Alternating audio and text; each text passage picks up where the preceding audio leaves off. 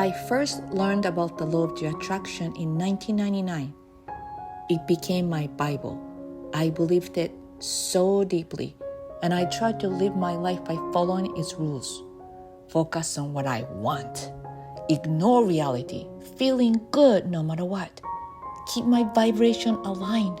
Have faith. And for so many things, it worked. I wanted to live overseas, and I did. I wanted to marry a man with blonde hair and blue eyes, and I did. I wanted to find a job, something I love and proud, and I did. I wanted a green card to live in the US forever. It took me more than a decade, but I got it.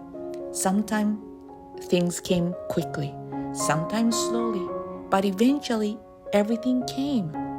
Of course, sometimes I forgot the rules. Sometimes I was out of alignment for months, but I always came back to the law of the attraction. But then something happened that confused me. Glaucoma, cancer. No one in my family had them, so how did I attract this? I was proud of my healthy body. That was my thing. So I couldn't understand, how could the law of the attraction explain this? How could I have attracted something I never wanted or I never thought about? Even when I was told I had cancer, I didn't believe it. Was I just in denial, or was I still practicing the law of the attraction? For centuries, teachers have said the same thing. Our reality is shaped by our thoughts, whether we realize it or not. From Buddha to James Allen, from Napoleon Hill to modern teachers of the law of the attraction, the message has always been the same. What we think, what we become. We think over 60,000 thoughts a day, and all those thoughts get stored deep inside of the subconscious mind. Most of the time, we live in our conscious mind, but it's only about 1 to 5%. The rest is the subconscious mind. That means no matter how much you want something consciously, if your subconscious mind doesn't truly match it, it won't fully show up in your life. I remember when I was growing up, I used to watch the American shows. A little girl became blind, and I remember the fear it gave me. I had some clients and friends go through cancer, and at that time, I thought it had nothing to do with me. But what had been stored in my subconscious mind was fear. I didn't want to get cancer. There was no way I could. Did those fears really create the glaucoma and cancer? Decades of studying self-discovery and the law of attraction had taught me how to attract what I wanted. But now I needed to understand why life sometimes gives us challenges we never imagined.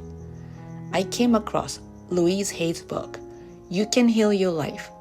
She wrote that probable cause of glaucoma was strong unforgiveness, and for cancer, deep hurt, long-standing resentment, carrying hatred. At first, I thought, this must be about my marriage. I was angry at my husband, blaming him for everything.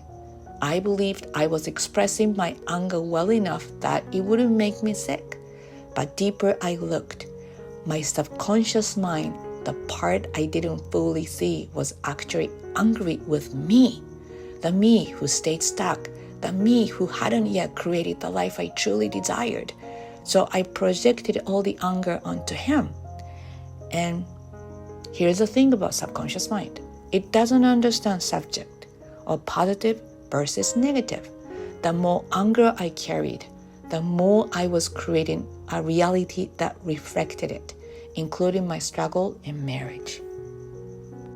At the same time, my husband was in and out of the hospital. Surgery, complication, even moments between life and death. Instead of facing my own health, I focused on taking care of him. But before his hospitalization, I was so angry. I told him I wish he were dead. Countless times. When I was later diagnosed with cancer and told I could die if I untreated, a part of me thought, did I create this from my words?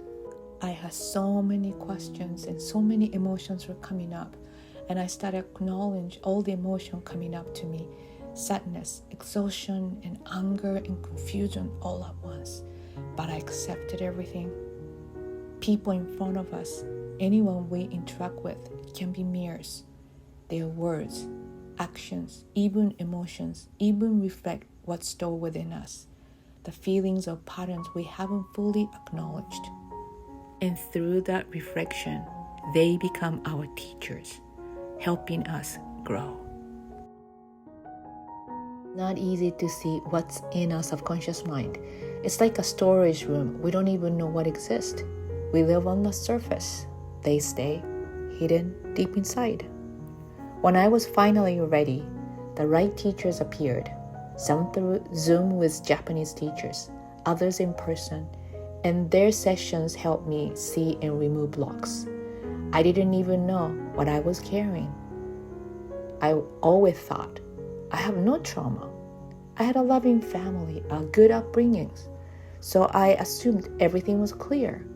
But oh my God, when I saw what was buried in my subconscious, I was shocked. So many things I had never recognized. But the moment I had the aha, it was a wake-up call. 2 of my teachers even told me, we never get sick from clients, but your energy was so heavy, it made us ill.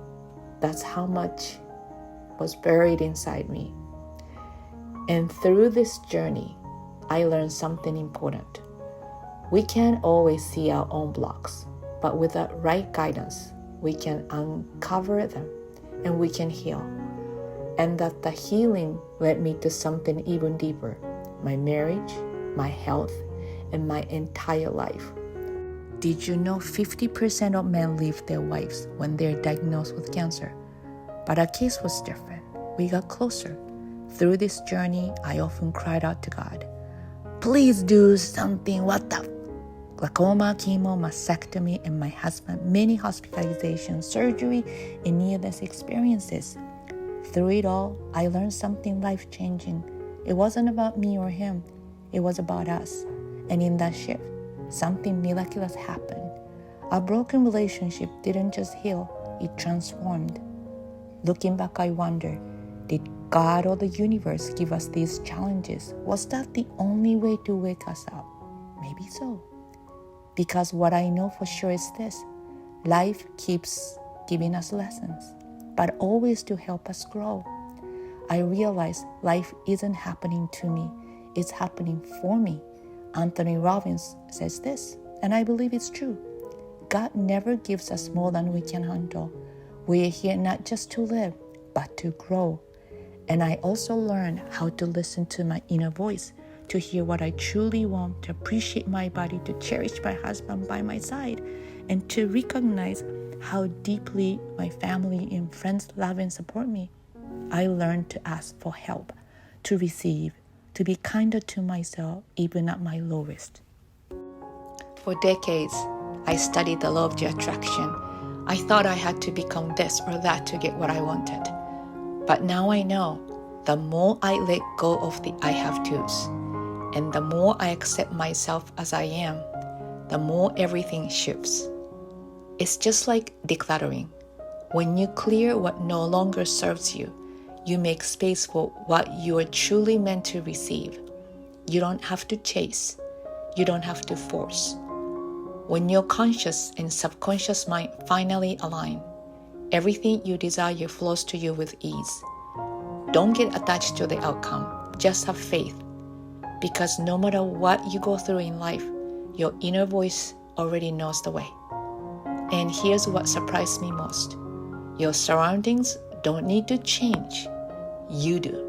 When you release the old patterns, memories, or resentment stored in your subconscious, the energy around you naturally shifts. Sometimes people leave.